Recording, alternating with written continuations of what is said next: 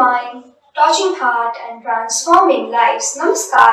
म श्रीमती कुमारी यादव टिम 360 को मेन्टर एन्ड काउन्सिलरको रूपमा चाहिँ यहाँ उपस्थित भएको छु। टिम 360 अर्गनाइजेसनले एउटा मन्थली प्लानिङ सिरिज सुरु गर्न गइरहेको छ र यो एउटा यस्तो सिरिज हो जसको नाम चाहिँ जर्नल विथ स्काई हो। यो भिडियो वा यो सिरिजमा हामीले चाहिँ मन्थली इन्टरेक्टिभ सेसन गर्न गइरहेका छौँ।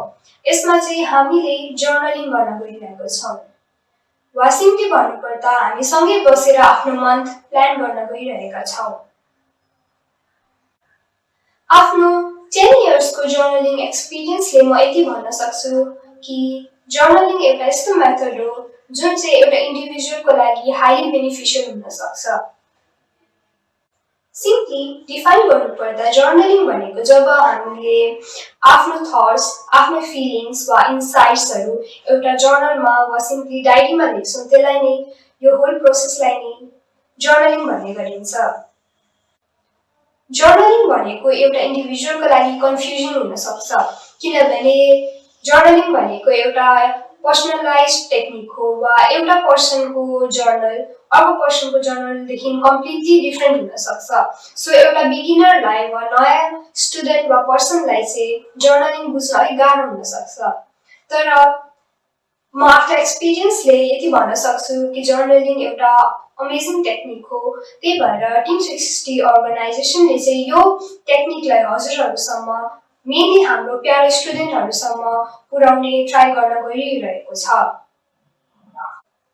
जर्नलिङ किन आवश्यक छ त? यसका फाइदाहरू के छन् त? पहिला त्यसको बारेमा कुरा गरौँ।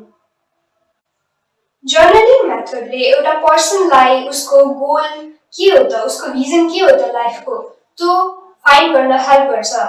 एउटा पर्सनको कम्युनिकेसन स्किल्सलाई डेभलप गर्न हेल्प गर्छ। जर्नलिङले एउटा पर्सनको राइटिङ स्किल्स पनि डेभलप गर्ने गर्छ।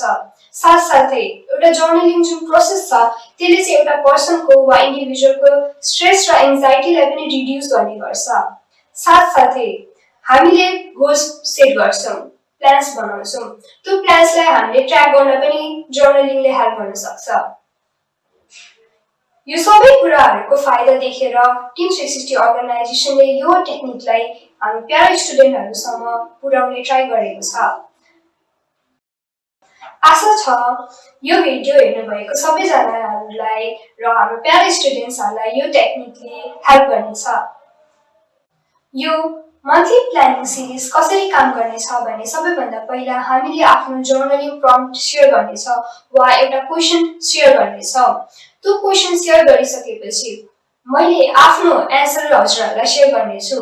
त्यसपछि हजुरहरूले गाइडेन्स पाउनुहुन्छ, हजुरहरूले थाहा पाउनुहुन्छ कि कसरी एक्ज्याक्टली एन्सर गर्ने हो कुनै पनि एउटा जर्नलिङ प्रम्प्टको वा क्वेसनको। र त्यसपछि चाहिँ हजुरले आफ्नो यो भिडियो पज गर्नुपर्ने हुन्छ र त्यसपछि इन्टरेक्टिभली बसेर आफ्नो एन्सर लेख्नुपर्ने हुन्छ। एउटा नयाँ इन्डिभिजुअलको लागि जर्नलिङ कन्फ्युजिङ हुन सक्छ, के हो के होइन भन्ने हुन सक्छ। त्यही कारणले हामीले एउटा टेम्प्लेट तयार गरेका छौँ। हजुरहरूले त्यो टेम्प्लेट मुनि डिस्क्रिप्सन बक्समा पाउन सक्नुहुन्छ। त्यो लिङ्क ओपन गरेपछि हजुरहरूले नोसन एप युज गर्न सक्नुहुन्छ वा डाइरेक्ट त्यो लिङ्कबाट चाहिँ क्वेसनहरू हेर्न सक्नुहुन्छ अनि त्यसको एन्सर हेर्न सक्नुहुन्छ र साथसाथै आफ्नो एन्सर पनि लेख्न सक्नुहुन्छ।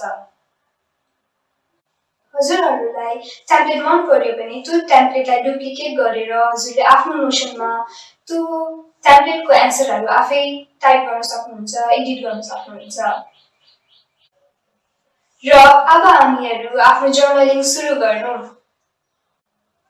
यो एउटा मन्थली प्लानिङ सिरिज हो, त्यही कारणले हामी सबैभन्दा पहिला के गर्नेछौँ भने जुन मन्थ गइसक्यो त्यसलाई थ्याङ्क यू भन्नेछौँ। सिम्पली भन्नुपर्दा हामीले बितिसकेको मन्थलाई रिभ्यू गर्नेछौँ वा समराइज गर्नेछौँ। बितेको मन्थमा हजुरहरूको गोल्स पुरा भयो कि भएन, हजुरहरूको मन्थ कस्तो बित्यो त, राम्रो बित्यो कि बितेन र साथसाथै हजुरहरूले के लेसन्स पाउनुभयो त यो मन्थमा, त्यस्तो कुराहरूको बारेमा डिटेलमा सोच्नेछौँ। र साथसाथै बितेको मन्थलाई आफ्नो धन्यवाद भन्नेछौँ। र हाम्रो मन्थली प्लानिङ सिरिजको फर्स्ट क्वेसन अब सुरु गरौँ। र फर्स्ट क्वेसन रहेको छ, how would you summarise your month? हजुरहरूले जनवरीलाई कसरी समराइज गर्नुहुन्छ होला त? जनवरी मेरो लागि एउटा यस्तो मन्थ थियो जसमा चाहिँ मैले रिल्याक्स गरेँ, आफूलाई मनपर्ने कुराहरू गरेँ र आफ्नो लागि टाइम निकालेँ। एउटा वर्डमा भन्नुपर्दा जनवरी टु मी वाज रिल्याक्सिङ। र अब हजुरहरूले पनि यो पुरै जनवरी मन्थलाई कुनै एउटा लाइनमा वा वर्डमा समराइज गर्नुपर्दा हजुरहरूले कसरी गर्नुहुन्थ्यो होला? अब हजुरहरूले यो भिडियो पज गर्नुहोस् र सोच्नुहोस्।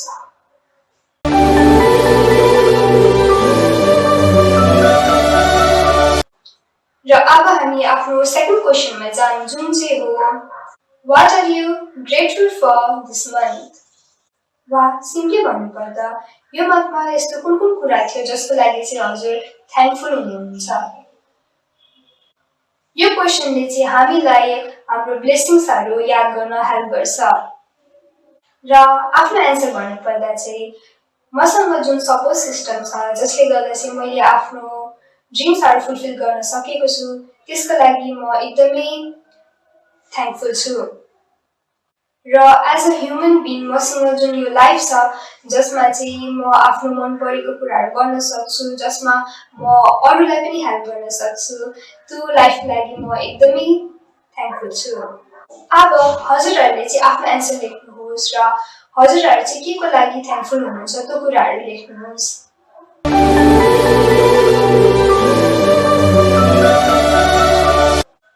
र अब अर्को क्वेसन चाहिँ के हो भने, what are your lessons from this month?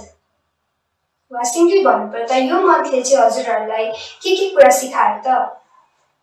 मैले आफ्नो एन्सर भन्नुपर्दा मैले सिकेँ कि हामीले आफूमाथि धेरै एक्सपेक्टेसन राख्नु हुँदैन, हामीले आफ्नो काम गर्नुपर्छ तर फलको खासै चिन्ता नराख्दा हुन्छ, किनभने फल हाम्रो हातमा हुँदैन, हाम्रो हातमा हाम्रो काम हुन्छ भने हामीले आफ्नो काममा फोकस गर्नुपर्छ र साथसाथै हामीले आफ्नो लागि पनि टाइम निकाल्नुपर्छ। र अब हजुरहरूले आफ्नो लेसन्स लेख्न सक्नुहुन्छ।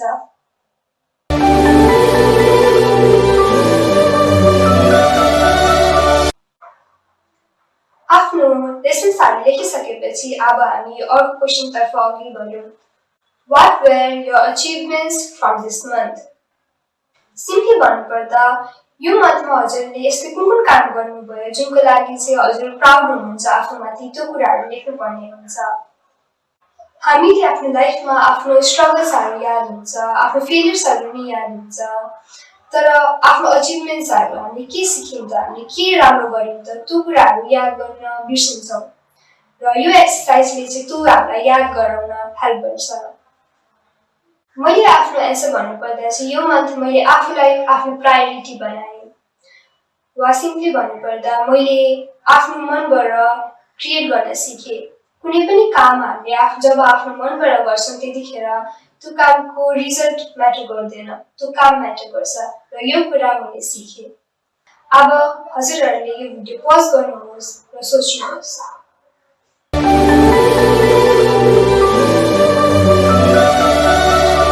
र जनवरीलाई थ्याङ्क यू भन्नलाई हाम्रो final question, what were your favourite memories from this month? Simply भन्नुपर्दा हजुरहरूको फेभरेट मेमोरिजहरू के थियो त यो मन्थमा? हजुरहरूले के नयाँ एक्सपिरियन्स गर्नुभयो? हजुरहरूलाई मनपर्ने कुराहरू के थियो त यो मन्थमा? त्यो कुराहरू हजुरले लेख्नुपर्ने हुन्छ। हामीले आफ्नो लाइफको हार्ड टाइम्स र स्ट्रगल्सहरू त याद गर्छौँ, तर राम्रो कुराहरूलाई जेनरली बिर्सिने गर्छौँ र यो एक्सर्साइजले चाहिँ हामीलाई आफ्नो राम्रो कुराहरू र फेभरेट मेमोरिजहरू के हुन् त र साथसाथै हाम्रो लाइफमा के धेरै महत्त्वपूर्ण छ त्यो कुराहरू बुझ्नलाई हेल्प गर्छ। र मैले आफ्नो एन्सर दिनुपर्दा चाहिँ यो मन्थमा त्यो मोमेन्ट जब मैले थाहा पाएँ कि मैले रिल्याक्स गर्नुपर्छ र हिल गर्नुपर्छ, सिम्पली भन्नुपर्दा आफ्नो लागि पनि टाइम निकाल्नुपर्छ भन्ने कुरा थाहा पाएँ, त्यो मोमेन्ट चाहिँ मेरो लागि सबैभन्दा स्पेसल थियो। र अब हजुरहरूले आफ्नो एन्सर लेख्नुहोस्, आफ्नो फेभरेट मेमोरिज लेख्नुहोस्।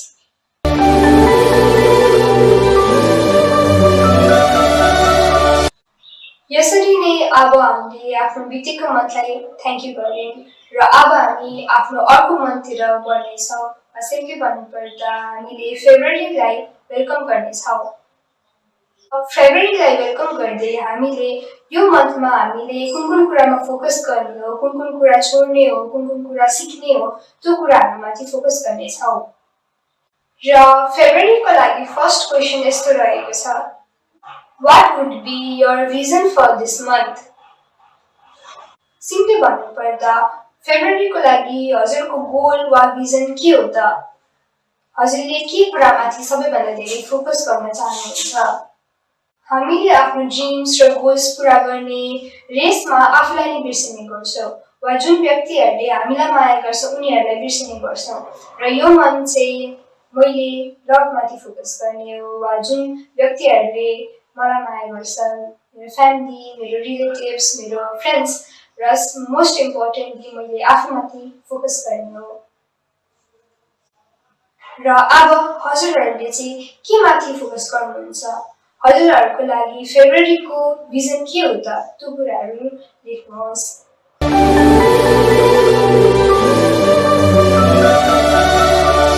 What would you love to let go of this month? Letting go वा छोड्नु भनेको एउटा इम्पोर्टेन्ट प्रोसेस हो। जति नै इम्पोर्टेन्ट हाम्रो लागि लर्निङ हो त्यति नै लेटिङ गो पनि हो। जसरी हामी ग्रो गर्छौँ अनि नयाँ कुरा सिक्दै जान्छौँ त्यसरी नै हामीले पुरानो नचाहिने कुराहरूलाई पनि छोड्न जरुरी हुन्छ र यो एक्सर्साइजले चाहिँ हामीलाई त्यो गर्न हेल्प गर्छ। मैले आफ्नो एन्सर भन्नुपर्दा चाहिँ मेरो जुन एउटा कम्पल्सिभ निड छ टु प्रुभ माइसेल्फ होइन त्यो कुराहरूलाई चाहिँ म छोड्न चाहन्छु। कुनै पनि मान्छे पर्फेक्ट हुँदैन, ग्रोथ इम्पोर्टेन्ट हुन्छ तर जहिले पर्फेक्ट हुनु जरुरी छैन, त्यो कुरा बुझ्न ट्राई गर्नेछु। र अब हजुरहरूले लेख्नुहोस् कि हजुर चाहिँ यो मन्थमा के कुरा छोड्न चाहनुहुन्छ?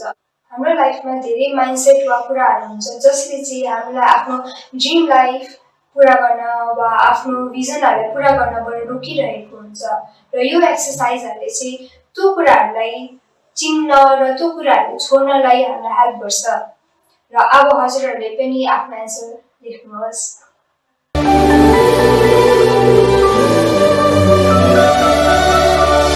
अब अर्को क्वेसन चाहिँ यस्तो छ, what would be your main goals and systems for the month?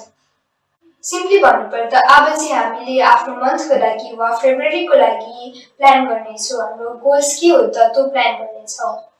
मैले आफ्नो एन्सर भन्नुपर्दा चाहिँ यो मन्थ मैले आफ्नो हेल्थमाथि, आफ्नो मेन्टल पिसमाथि वा वेलबिङमाथि फोकस गर्नेछु। र अब हजुरले चाहिँ यो मन्थ के माथि फोकस गर्नुहुनेछ? हजुरहरूको यो मन्थको गोल्स वा सिस्टम चाहिँ के हो त्यो अब लेख्नुहोस्।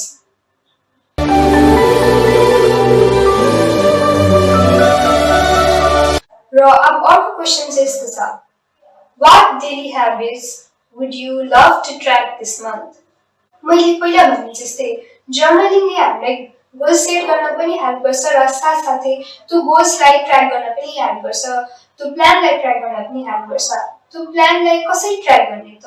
त्यो कुरालाई बुझ्नलाई चाहिँ यो क्वेसनले हेल्प गर्छ। मैले आफ्नो एन्सर भन्नुपर्दा चाहिँ यो मन्थमा मैले आफूमाथि फोकस गर्नेछु वा मेडिटेसन गर्नेछु। अनि डेली ट्र्याक गर्नुपर्दा चाहिँ मैले मेडिटेसन गरेँ कि नै त्यो ट्र्याक गर्ने हो र साथसाथै मैले आफ्नो लागि टाइम निकालेँ कि नै त्यो ट्र्याक गर्ने हो। र अब हजुरले चाहिँ हजुरको गोल अनुसार आफ्नो डेली ह्याबिट्समा के राख्नुहुन्छ त? कुन कुरामाथि डेली फोकस गर्नुहुन्छ त? कुन एक्सर्साइजमाथि डेली फोकस गर्नुहुन्छ त? त्यो कुरालाई लेख्ने हो। र अब हाम्रो मन्थली प्लानिङ सिरिजको फेब्रुअरीको final question, what self-love activity would you embrace this month? हाम्रो जीवनमा सबैभन्दा महत्त्वपूर्ण व्यक्ति भनेको हामी आफै नै हो र हामीले आफ्नो लागि नै टाइम निकाल्न बिर्सिन्छौँ। र यो एक्सर्साइजले चाहिँ हामीले आफूलाई प्रायोरिटाइज गर्न हेल्प गर्छ वा आफ्नो लागि टाइम निकाल्न हेल्प गर्छ। हामीलाई के मनपर्छ त त्यो कुरामाथि फोकस गर्न हेल्प गर्छ। सिम्पली भन्नुपर्दा चाहिँ हजुरलाई कुन एक्टिभिटी वा कुन कामले सबैभन्दा धेरै खुसी दिन्छ त? त्यो काम हजुरहरूले लेख्ने हो र कुन काम चाहिँ हजुरले फेब्रुअरीमा गर्नुहुनेछ त यसपालि त्यो कुरा लेख्ने हो। मैले आफ्नो एन्सर दिनुपर्दा चाहिँ मलाई धेरै कुराहरू मनपर्छ, तर मैले प्रायोरिटाइज गर्नेछु कि मैले जुन मान्छेहरूलाई माया गर्छु त्यो मान्छेहरूसँग टाइम बिताउँ र साथसाथै मैले आफूसँग पनि टाइम बिताउनेछु। र अब चाहिँ हजुरहरूले यो मन्थमा के गर्नुहुनेछ त आफ्नो लागि त्यो लेख्नुहोस्।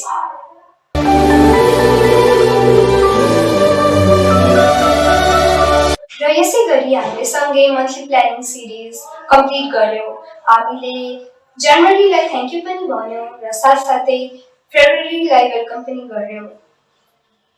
आशा छ यो जर्नलिङ मेथडले वा एक्सर्साइजहरूले हजुरलाई आफ्नो गोल्स फुलफिल गर्न हेल्प गर्नेछ, आफ्नो ड्रिम्स फुलफिल गर्न हेल्प गर्नेछ। र हजुरहरूलाई यो मन्थली प्लानिङ सिरिज कस्तो लाग्यो त आफ्नो फिडब्याक्सहरू दिनुहोला। हजुरहरूलाई यो जर्नलिङ एक्सर्साइज गाह्रो लाग्दैछ वा कन्फ्युजिङ लाग्दैछ भने मुनि दिएको लिङ्कमा क्लिक गर्नुहोला। त्यहाँबाट एउटा ट्याब्लेट खुल्नेछ जसमा चाहिँ यो सबै क्वेसन्सहरू छन् र साथसाथै मेरो पर्सनल एन्सर पनि छन्। र त्यसपछि त्यो ट्याब्लेट हेरिसकेपछि चाहिँ हजुरलाई आफ्नो एन्सर दिन एकदमै सजिलो हुनेछ। हजुरहरूले यो भिडियो अन्तिमसम्म हेरिदिनु भएकोमा धेरै धेरै धन्यवाद। आशा छ यो एक्सर्साइजेसहरूले हजुरहरूलाई हेल्प गर्नेछ। Wishing you all an incredible life. धन्यवाद।